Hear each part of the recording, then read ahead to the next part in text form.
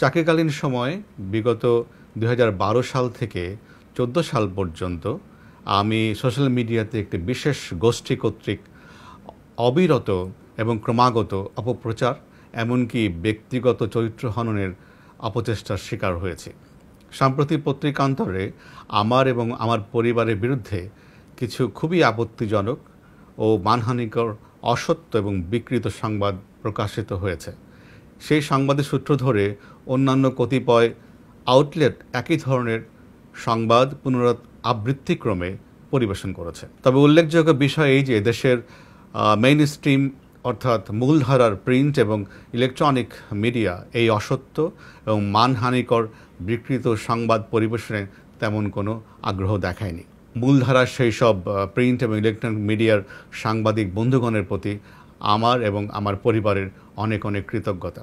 আমার অবসর গ্রহণের প্রায় ২ বছর পরে আকস্মিকভাবে আমার এবং আমার পরিবারের বিরুদ্ধে এই ধরনের একটি মানহানিকর, অসম্মানজনক, অসত্য সংবাদ কেন পরিবেশিত হলো, আমি সেই আলোচনায় সচেতনভাবেই যাব না।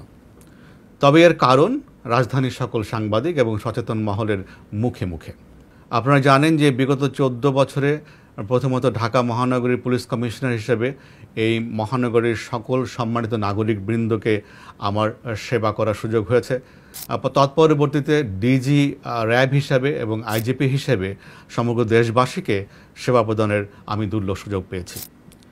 এই জন্য আমি মহান আল্লাহ তাআলার দরবারে শুকরিয়া আদায় করি এবং সেই সঙ্গে বাংলাদেশ সরকারের মাননীয় প্রধানমন্ত্রী এবং সমগ্র জনগণের কাছে আমার বিনয় অবনত চিত্তে কৃতজ্ঞতা প্রকাশ করছি।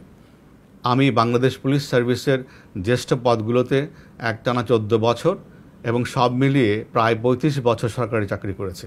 ১৯৯৬-৯৭ সালে আমি কসোভোতে শান্তিরক্ষী হিসেবে দায়িত্ব পালন করেছি।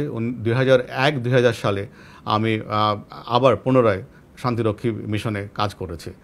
তাছাড়া সরকার থেকে ছুটি নিয়ে আমি জাতিসংঘ সদর দপ্তর নিউ ইয়র্কে, যুক্তরাষ্ট্রের নিউ ইয়র্ক শহরে আমি ২০০৯ এবং ১০ সালে চাকরি করেছি।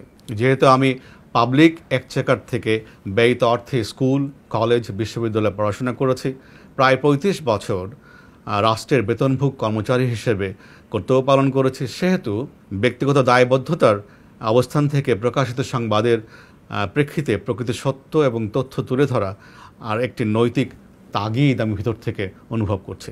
তাছাড়া এদেশের মানুষ যারা আমাকে পছন্দ করেন, ভালোবাসেন, সমর্থন করেন, তারা সহ আমার পরিবার, আত্মীয় স্বজন, বন্ধুবান্ধব, নিকট ও পরিচিত জন যারা এই ধরনের অসত্য এবং বিকৃত সংবাদের প্রেক্ষিতে ব্যক্তিগতভাবে আহত হয়েছেন, ব্যথিত হয়েছেন, হতাশ হয়েছেন, সংক্ষুব্ধ হয়েছেন, তাদের প্রতি সম্মান ও শ্রদ্ধা রেখে প্রকৃত সত্য এবং তথ্য প্রকাশের মাধ্যমে তাদেরকে আশ্বস্ত এবং তাদের বিশ্বাসের জায়গাটি সুদৃঢ় করার জন্য আমি এবং আমার পরিবারের পক্ষ থেকে আমরা মনে করি প্রকৃত সত্য তুলে ধরা খুবই জরুরি। আমার এই বক্তব্যের লক্ষ্য কাউকে পাল্টা আক্রমণ করা নয়, কোনো বিদ্বেষ ছড়ানো নয়। ইংরেজিতে যেটা বলে মাডস্লিঙ্গিং, সেটাকে আমরা সচেতনভাবে অ্যাভয়েড করতে চাই এবং আমার কথার পরিপ্রেক্ষিতে কথা নয়, আমরা সেটাকে অ্যাভয়েড করতে চাই। শুধুমাত্র নৈতিক এবং ব্যক্তিগত দায়বদ্ধতার প্রেক্ষাপটে আমি আমার কথাগুলো বলবো।